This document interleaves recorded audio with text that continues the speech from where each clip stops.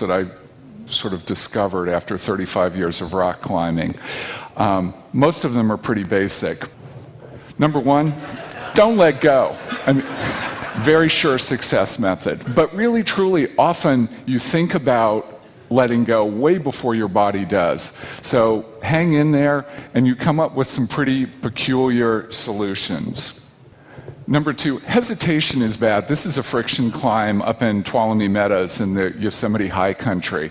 And friction climbing doesn't have any sort of hard positive edges. It's sort of, you're climbing on little dimples and nubbins in the rock.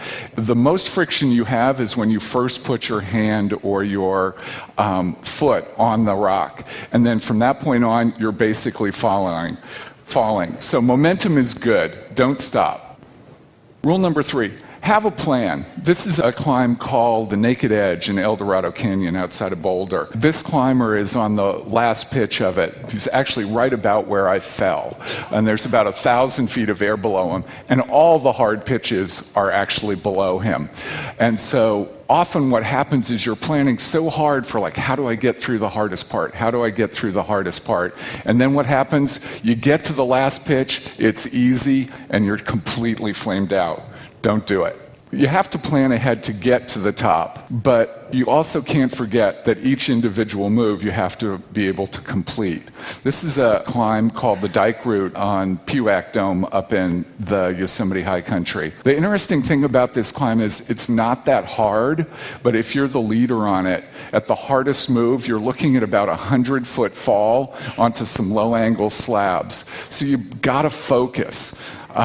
You don't want to stop in the middle like Coleridge's Kubla Khan. You got to keep going. Rule number 5, know how to rest.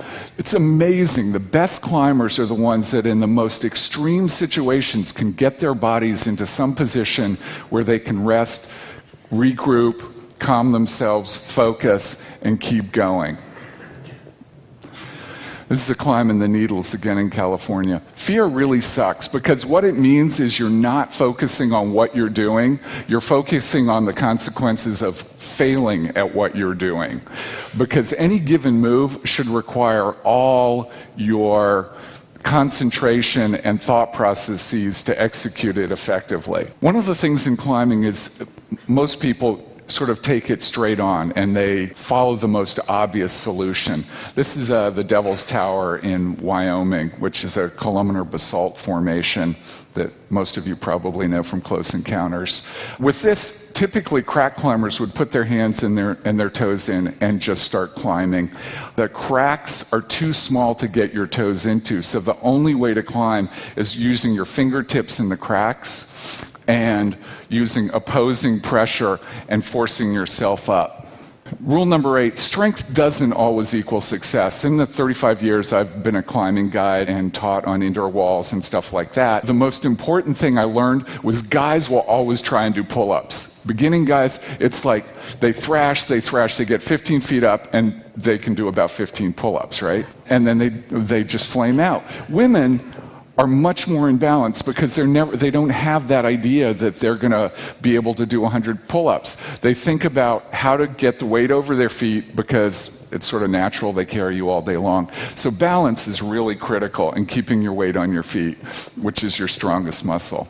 And then, of course, there's rule number 9. I came up with rule number 9 after I actually didn't plan for a fall and went about 40 feet and cracked a rib. Once you get to that point where you know it's going to happen, you need to start thinking about how you're going to let go, because that's the critical piece of not getting hurt. How you're going to fall onto the rope, or if you're climbing without a rope, fall to a place where you can actually control the fall.